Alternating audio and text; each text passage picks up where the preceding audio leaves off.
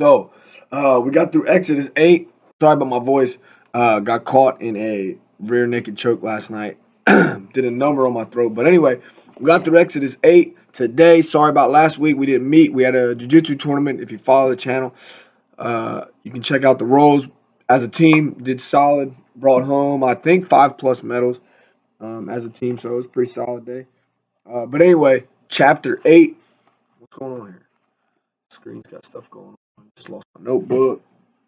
Uh, Chapter 8, another good one. Exciting stuff going on. Make sure I got my notes ready. So, without further ado, let's get after Exodus chapter 8, starting in verse 1. Then the Lord said to Moses, Go into Pharaoh and say to him, Thus says the Lord, Let my people go, that they may serve me. But if you refuse to let them go, behold, I will plague all your country with frogs. The Nile shall swarm with frogs that shall come up into your house, into your bedroom, onto your bed, and into the house of your servants and your people, and into your ovens and your kneading bowls. The frogs shall come up on you and on your people and on all your servants. Yo, one, that's a lot of frogs. Two, that's a lot of places to have frogs. And three, I'm all right with catching a frog out my backyard. I'm okay with seeing a frog when I'm mowing the grass. I'm okay with seeing one when I walk outside in the morning, hopping off my sidewalk into the grass. I don't want to see one when I open my oven. I don't want to see one when I open my cabinet to get a bowl out. I don't want to see it when my wife's making dinner. If we were still making bread, I definitely don't want to see it in there because you got to think when you're making bread, like the dough pulls everything off the side of the bowl, and now you got a frog in there, and it's nasty and slimy. I don't know what Egyptian frogs look like, but I know these North American Indiana frogs.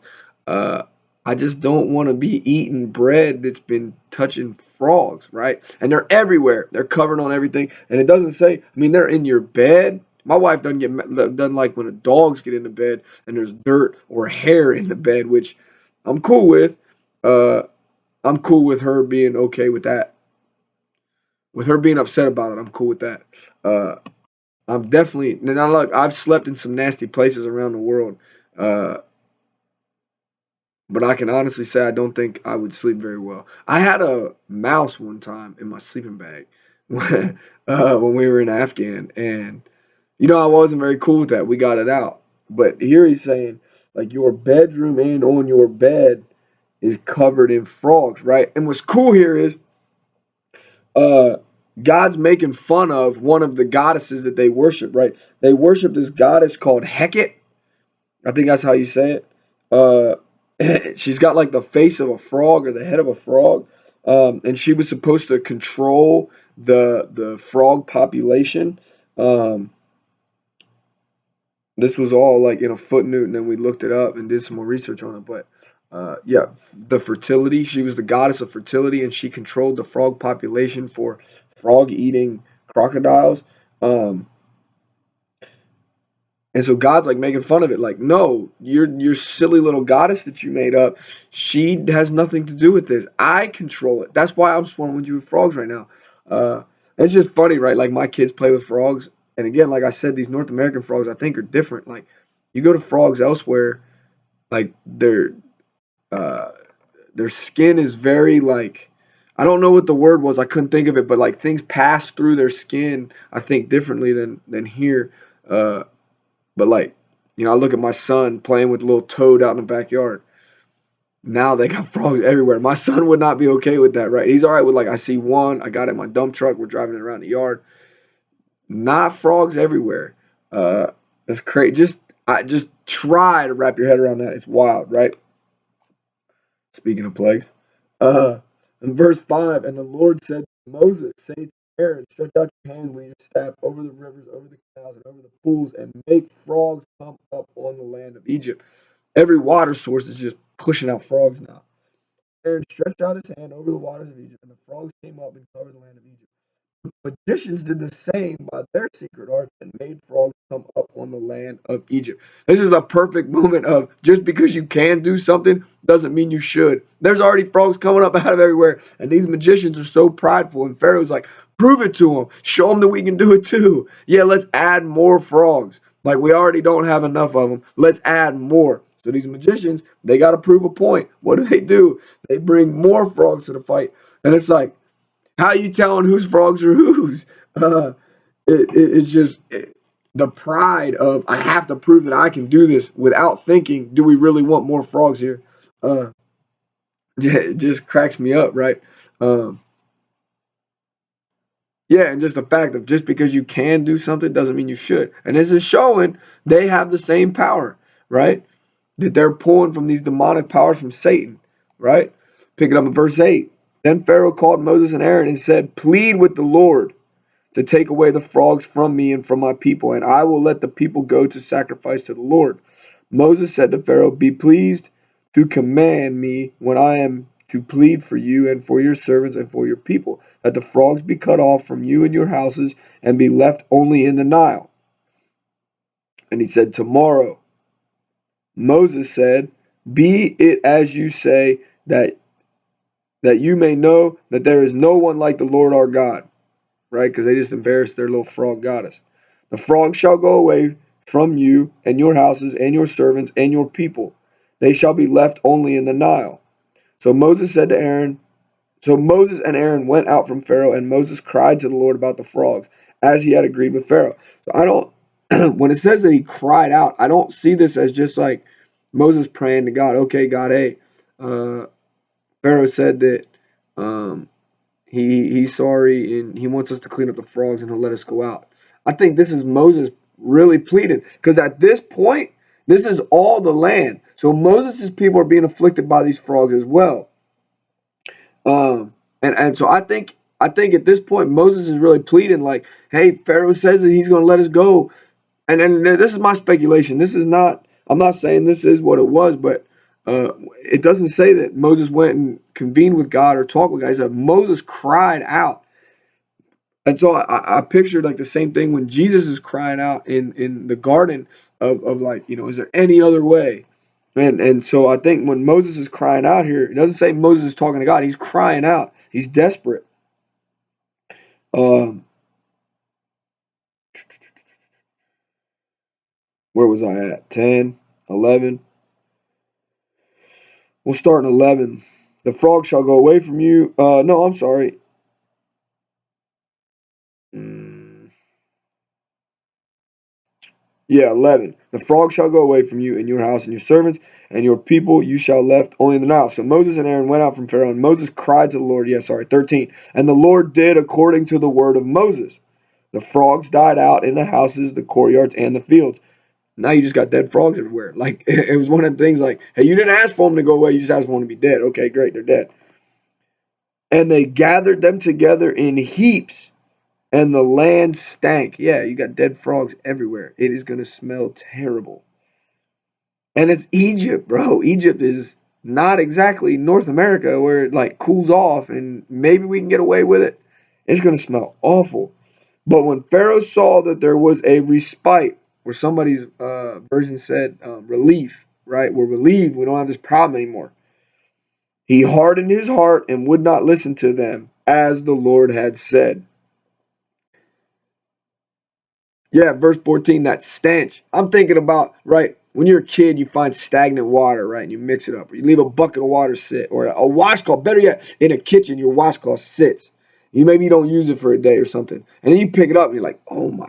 And your hands smell, you're like, oh, I shouldn't even touch that washcloth. It smells terrible. You leave your gym clothes in your bag. Oh, your gym shoes, your shin pads, your gloves. You put your hands in your gloves, you're working the bag, you take them out, you're like, oh, it stinks. You doing jujitsu, right? You're rolling around on the mats and your gi and everything. It's just a different stench, right?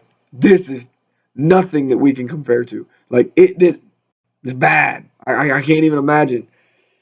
16. Then the Lord said to Moses, "Say to Aaron, stretch out your staff and strike the dust of the earth, so that it may become gnats in all the land of Egypt." Now, don't freak out and oh gnats. It shouldn't be gnats. It should have been fleas. It should have been ticks. It should have been lice.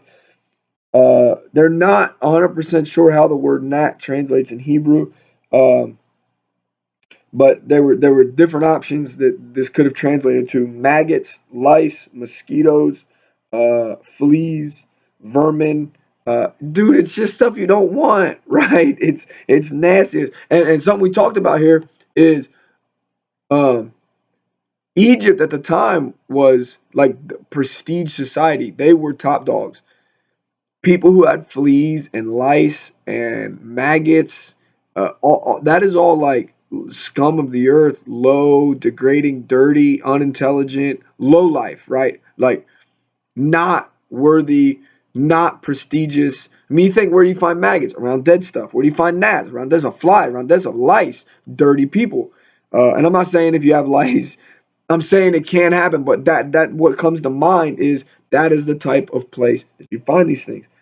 They're annoying. They're awful, right? And it's like a pestilence, and you consider it like an unpleasant place. But at the time, Egypt was prestigious. So now, when they turn all the dust, so I want you wipe your hand across a banister, your top of your TV, your computer, your laptop, whatever. That dust on your hand turn every single one of them dust particles to a flea, to a tick, to a lice, to a gnat, to a mosquito, to a maggot. It's disgusting. That's a lot. And it says, uh, at the end of 17, all the dust of the earth became gnats in all the land of Egypt. All the dust. Not some of the dust. There was no more dust, right? Some of you are like, man, that'd be cool. No more dust. I won't have to clean as much. But it's all bugs now. The magicians tried by their secret arts to produce gnats, but they could not. So there were gnats on man and beast. Then the magician said to Pharaoh, "This is the finger of God." But Pharaoh's heart was hard, and he would not listen to them, as the Lord had said. So they realized God's not. God has stopped our demonic powers, right? God can allow anything to happen, but he said, "No, I want you to realize that this is me. You don't get to do it without me, right? You can worship your little frog-headed goddess, but it's me, right? I'm making that. Oh, you want to? Not this time. I got it." Uh, yeah. Let me see. 19. We said, oh yeah, the third one they couldn't do it. They agreed it was God, which is powerful. They had to admit that they were wrong. 20. Then the Lord said to Moses, "Rise up early in the morning and present yourself to Pharaoh as he goes out to the water, and say to him, 'Thus says the Lord, let my people go, that they may serve me. Or else, if you will not let my people go, behold, I will send swarms of flies on you and your servants and your people and into your houses. And the houses of the Egyptians shall be filled with swarms of flies, and also the ground on which they stand. But on that day I will set apart the land of Goshen, where my people dwell, so that no swarms of flies shall be there, that you may know that I am the Lord in the midst of the earth. Thus I will put a division between my people and your people. Tomorrow this sign shall happen." So now he is making it even more irrefutable that he is in control. The other ones, right? There are people that try to justify that with science and with earthly stuff, and the frogs, and the Egyptians could have used astrology, whatever, to justify it. Now there is going to be a very strict line where the ground is not covered in flies. Like, you draw a line on the ground. Oh, that side, all flies. This side, not flies. Why? What's going to keep a fly on that side? Nothing other than the hand of God. And so he's making it very clear here. I am going to prove to you I am who I am. 24. And the Lord did so. There came great swarms of flies in the house of Pharaoh and into his servant's house. Throughout all the land of Egypt, the land was ruined by the swarms of flies. Ruined. That means no crops. It means they can't do nothing with their land. Then Pharaoh called Moses and Aaron and said, "Go, sacrifice to your God within the land." That ain't what they asked for. That he's trying to compromise, and he wants them to compromise. And what does the church do in America? They compromise. Stop compromising. But Moses said it would not be right to do so, for the offerings we shall sacrifice to the Lord our God are an abomination to the Egyptians. If we sacrifice offerings abominable to the Egyptians before their eyes, will they not stone us? So he's saying, I don't want to upset your people. I don't want to upset them. So let us go where I said we're going to go. I don't want to provoke them. We don't want problems. We just want to go sacrifice to our God. And if I do it here, it's going to upset them. Let me go where I want to go. We must go 3 days' journey into the wilderness and sacrifice to the Lord our God as he tells us. But Pharaoh said, I will let you go to sacrifice to the Lord your God in the wilderness. Only you must not go very far away. He just said 3 days. Plead for me. Then Moses said, Behold, I am going out from you, and I will plead with the Lord that the swarms of flies may depart from Pharaoh, from his servants, and from his people tomorrow. Only let not Pharaoh cheat again by not letting the people go to sacrifice to the Lord.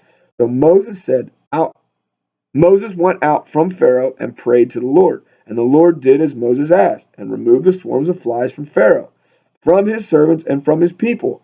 Not one remained, not a single fly. Be pretty sweet. But Pharaoh hardened his heart this time also, and did not let the people go. No surprise, but I think that's so important. Why? We're supposed to let our yes be yes and our no be no, and not be deceptive, not be manipulative. Oh, well, if you do this for me, I'll do this, and then go back on our word. If we say we're going to do something as Christians, as believers, as followers in Christ, if we say we're going to do something, we need to do it. If we give you our word, we got to do it. And if you go through Proverbs, it talks about that. Don't say you're going to help somebody. Don't say you're going to put up your cloak for somebody and then not do it. Right? You see right here, if we start to manipulate and deceive just like Pharaoh did, we can't. Moses gave him his word. Look, I'll go out and I'll plead for you. He's pleading for the enemy here. And God, please do this for them. They're going to let us. God knows what's going to happen, but he does it anyway.